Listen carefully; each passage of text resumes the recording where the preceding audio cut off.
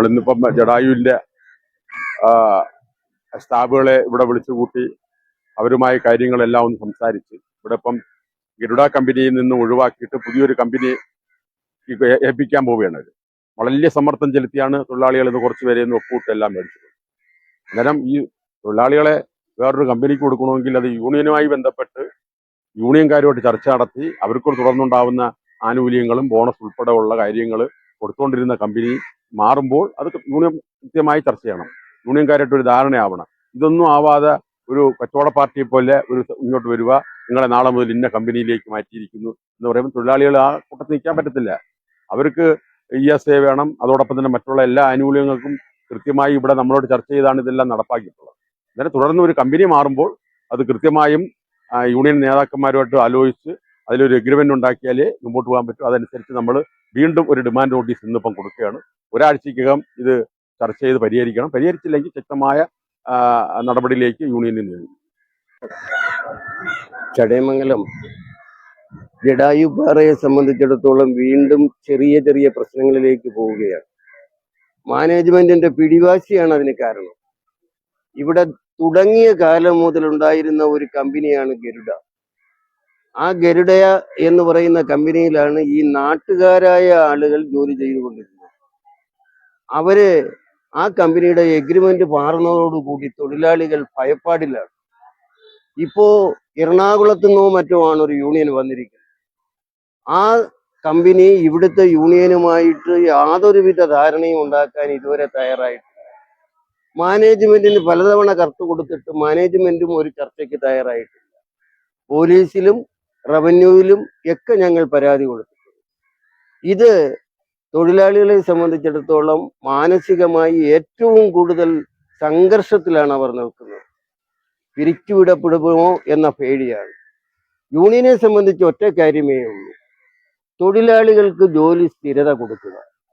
ആ തൊഴിലാളികൾക്ക് മുഴുവൻ ചടയമംഗലം ജഡായുപ്പാറയുടെ കീഴിൽ തൊഴിൽ കൊടുക്കുകയും 2 കൊല്ലത്തിന് മുമ്പ് ഉണ്ടാക്കിയ കരാർ മാറ്റി പുതിയ തൊഴിൽ ശമ്പള വർധനയോടുകൂടിയ പുതിയ കരാർ ഒപ്പിടുകയും അവർക്ക് ലേബർ കോടതി നിർദ്ദേശിച്ച മറ്റ് ആനുകൂല്യങ്ങൾ നൽകുകയും ചെയ്ത് ആ തൊഴിലാളികളെയും ഇനി എടുക്കാൻ പോകുന്ന തൊഴിലാളികളെയും ഇവിടെ തന്നെ നിർത്തണമെന്നുള്ളതാണ്.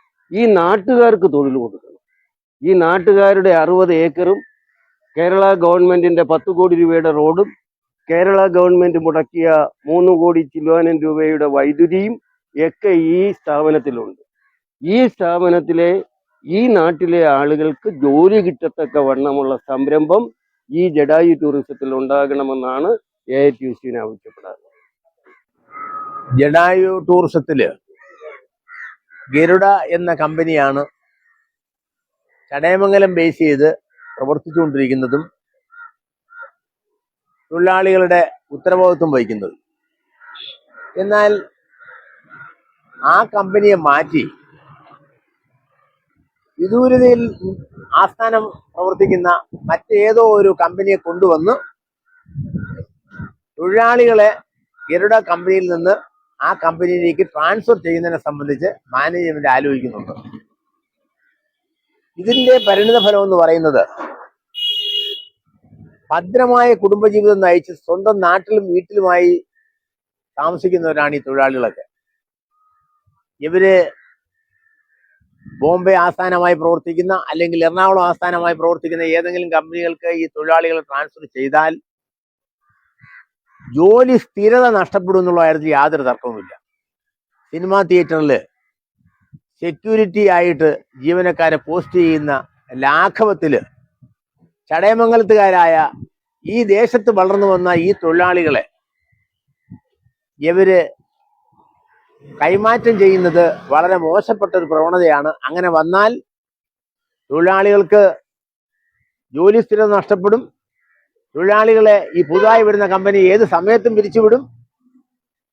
അപ്പോഴൊക്കെ തന്നെ ഈ സ്ഥാപനത്തില് നോക്കുകുത്തികളായി ഇവിടുത്തെ INTUCക്കോ CITUവിനോ AITUCക്കോ ഒന്നും നോക്കി നിൽക്കാൻ പറ്റില്ല. സമരരംഗത്തേക്ക് നമ്മൾ എത്തിച്ചേരും. മാനേജ്മെന്റിനെതിരെ ശക്തമായ സമരം ചെയ്യും. ഈ ഏത് കമ്പനിയിൽ തന്നെ ജോലി കൊടുക്കണമെന്നൊന്നും ഞങ്ങൾ അഭിപ്രായപ്പെടുന്നില്ല. പക്ഷെ ഏത് കമ്പനി വഴി തൊഴിലാളികൾക്ക് ജോലി കൊടുത്താലും അവർക്ക് സകലവിധ ആനുകൂല്യങ്ങളും കൊടുക്കണം, അവർക്ക് ജോലി സ്ഥിരത ഉണ്ടാവണം, അവരെ അംഗീകരിക്കണം. ആ തരത്തിലായിരിക്കണം ഇവരെ പ്രവർത്തനം മുമ്പോട്ട് പോകേണ്ടത്. എന്തായാലും ട്രേഡ് യൂണിയനുകൾ സമഗ്രമായി ആലോചിച്ച് ഒരാഴ്ചയുടെ സമയം മാനേജ്മെന്റിന് കൊടുക്കുകയാണ്. ഈ ഒരാഴ്ചക്കുള്ളിൽ തൊഴിലാളികളുമായും ട്രേഡ് യൂണിയനുമായും സമഗ്രമായ ചർച്ച നടത്തി ഈ വിഷയത്തിന് ശാശ്വതമായ പരിഹാരം കാണണമെന്ന് എല്ലാ ട്രേഡ് യൂണിയൻ നേതാക്കന്മാരും മാനേജ്മെന്റ് ശ്രദ്ധയിൽപ്പെടുത്തിയിട്ടുണ്ട് എന്ന് മാത്രമാണ് ഈ അവസരത്തിൽ എനിക്ക് പറയുവാനുള്ളത്.